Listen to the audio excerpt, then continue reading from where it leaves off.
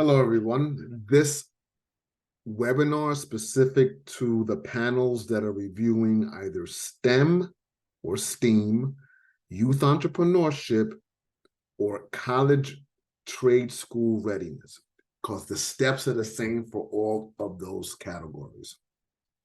So before we even start, you're going to need to, and I think it's a good idea for you to access the grant guidelines. So you Google the New Jersey Office of Faith-Based Initiatives, you click and you get to this homepage, you click grant opportunity, you scroll down and you click social innovation guidelines. And what pops up is this grant guidelines, which you could download as a PDF. And so there's three categories: college readiness, trade school, youth entrepreneurship, and STEM, right? Or STEAM. So college trade school readiness program looks at not only providing information to individuals that want to go to college, but also providing them information about trade schools, because not everyone wants to go to college, but there seems to not be a conversation about alternative opportunities. And so I think that folks would have more options if in middle school they were, or as freshmen, they were not only introduced to access to college, but also introduced to ideas of, hey, you know what? You may not want to go to college right now, but you can always go to college down the road. Maybe what you want to do is look into a trade. And then that program then introduces your participants to potential trade school opportunities, whether that is, getting out of that particular high school and going down and transferring to the county vocational school, because you don't want to wait for trade schools until they're seniors, right? If you can do it, try to have a conversation about that as freshmen, sophomores. But if you're going to wait till they're seniors, then how are you going to help them access those types of vocational trainings after high school? So that's what that's all about. Youth entrepreneurship is, introducing entrepreneurial concepts, developing of a business plan, looking at prototyping and testing a particular product as individuals moving forward. And so you can provide capital to the participants not to exceed $500, but you need to steward the money. You don't give it to the participants. And then science, technology, engineering, and math, STEM, STEAM, whatever you want to call it, is about introducing STEM, STEAM concepts to populations that have limited to no access to STEM education, to try to introduce them to those ideas so that they can look at it as potential opportunities for career opportunities moving forward. All the applicants, STEM, youth entrepreneurship, and college trade school readiness, have to submit logic models. And the logic models need to be aligning with the applications. The resources column needs to align with the budget. If you have the resources, then you're able to do certain activities. The activities in the logic model should align with the activities identified in the program design. Because you're able to do the activities, you're able to figure out whether your goals, your outputs, and or your objectives, your outcomes are able to be reached. And so these outputs and the outcomes, or goals and objectives, should align with the goals and objectives sections of the application. And then the impact is, the overall impact on the participants in the program. Okay. All right, before we start, I want to just do a quick thing on Sage.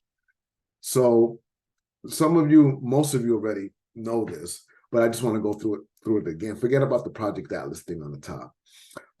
Everybody's received a username and password, and I'll go over that real quickly.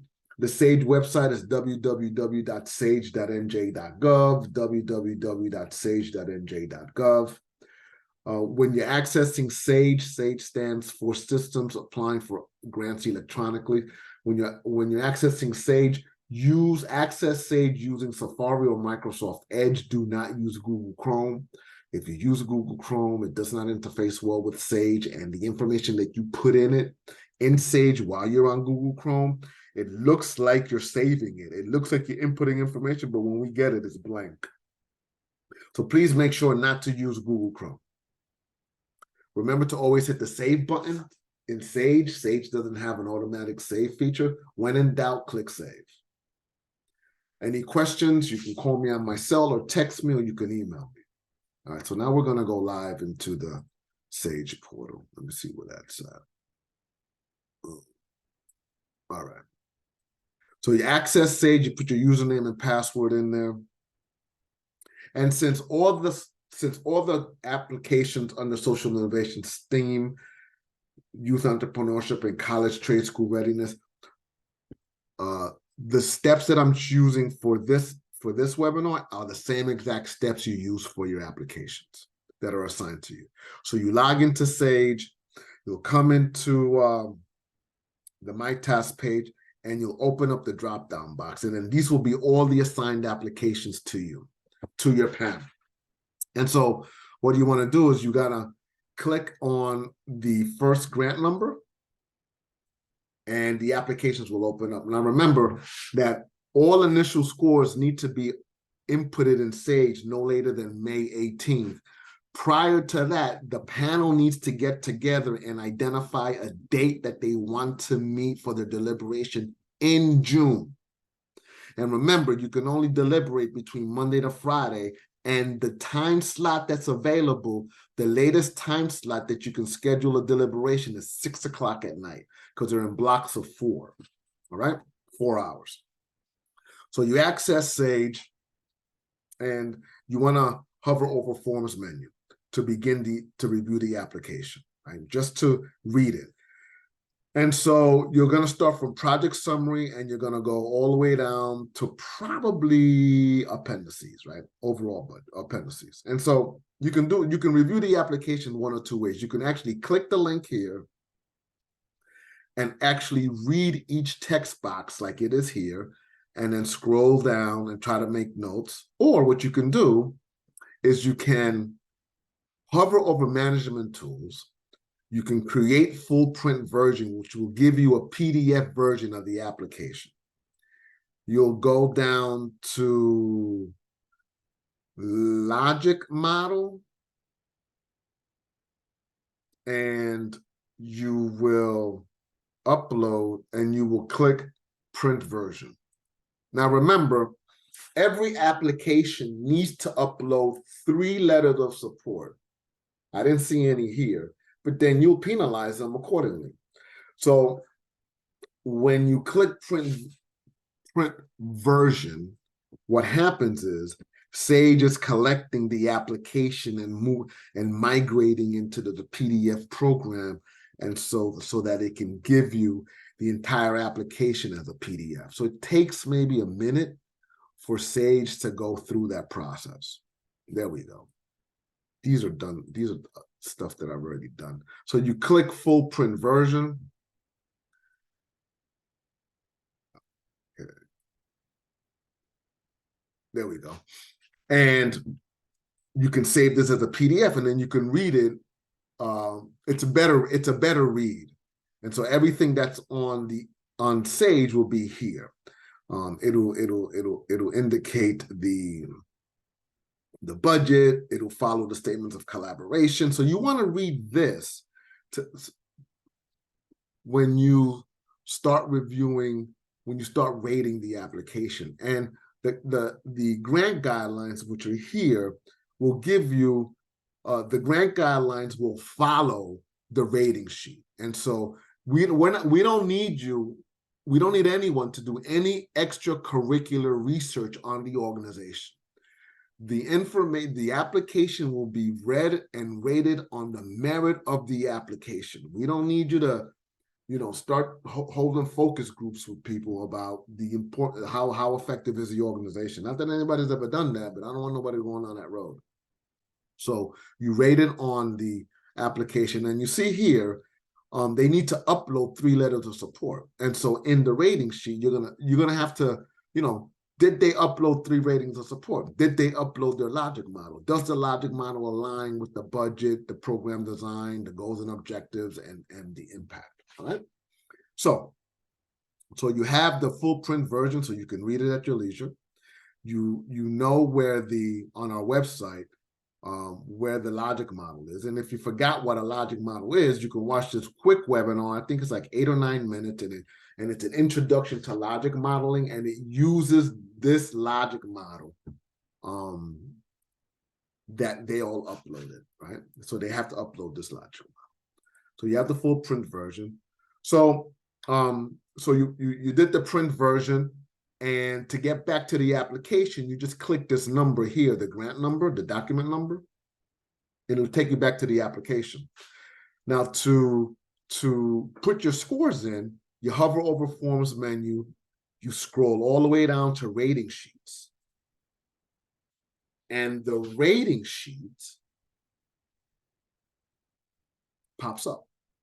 And so what you'll notice is that the rating sheet, the rating sheet aligns with the criteria of the grant guidelines. And so the applicant needs to answer these bullets and nothing more. And if their answers don't align with the bullet, if under organizational capacity, they're talking about, I don't know, selling Girl Scout cookies, then you got to ding them because they're not answering the bullets under organizational capacity, right? And so when you get to this, when you get to the rating sheet, you'll see that the final rating number is grayed out, so you'll only be able to put your preliminary scores. Now, it's very important that, you know, the final score is here. It's indicated, max 5 points for this bullet. So whatever score you give it here, you have to put some comments that align with why you gave it the score. So if you gave it a 5, you would have to indicate, like, you know, the organization indicated its mission, it's clearly stated. They gave a brief overview of the proposed activities. They identified the goals and objectives and the impact that the program is designed to achieve. That's a 5. They indicated all that. If they only indicated one of those and left out the other 4, then you have to penalize them accordingly. And so comments are really important because if they don't get funded, we pull the comments from Sage if they requested so that they can find out why they were not funded so they can strengthen the application for next year. So you'll do this for all the sections on your own, and your preliminary scores need to be in by May 18th. Sage will calculate the preliminary numbers here, and on the bottom, if it's a 70 or higher, you click the drop-down box and you say yes or no. Once your team submits the preliminary rating and you schedule once all the preliminary scores are in from all 3 panels and you schedule your deliberation for June, I will lock the preliminary rating column and open up the final rating. And in your deliberation, the panel will open up the exact same application and go by each section and say, hey, what did you score here? What did you score there? You know, were there any concerns in this section? And if you're comfortable with your score, you just move your preliminary score over to the final rating. Here's the deal. If there's a 0 in the preliminary rating and the other 2 gave it a whole number, whether that's a 1, any number between 1 and 5, then there has to be a conversation. Either the person who scored it a 0 is missing something, or the person who scored it higher read something in that section that they inferred. And you can't infer here. It's either stated or it's not stated. Then you have the conversation. You all agree on your numbers. It's either, if there's a 0, it's either everyone a 0 or the 0 needs to move up. It doesn't need to move up to be equal to the other 2 scores, but you need to have a conversation about the 0. You'll do that for each of the columns for the final, and your final comments need to align with the scores because that's very critical. Again, you know, a lot of these organizations ask for feedback. After you've done all that information, then Sage will indicate the final score here. If it's a 70 or higher, I need you to go down to the bottom after you've done the final score, and if it's a 70 or higher, you can click, if funding is available, do you recommend this applicant for funding? Yes. Or if it's a 70 or higher, you can say no, but you need to justify why, even though they scored high, you don't think they should get funding. Right? Or if it's a no and you still scored it high, then you got to go back and you got to revisit your scores. Because if it's an 80 and you say no, they shouldn't get funded, then there might be a disconnect there. Okay.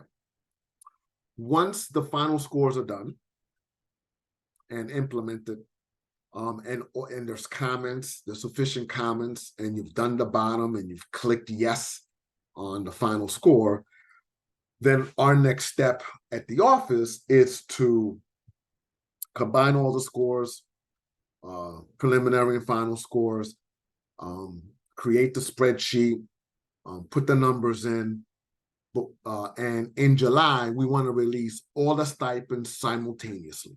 All right, so that's why we want everything done in June, so that you can get your stipend, for the summertime, so you can use it for whatever it is you want to use it for. So you have my contact number if you have any questions. And again, have a good time. Thank you for committing to reviewing the applications for us. And I'm looking forward to working with you. Take care.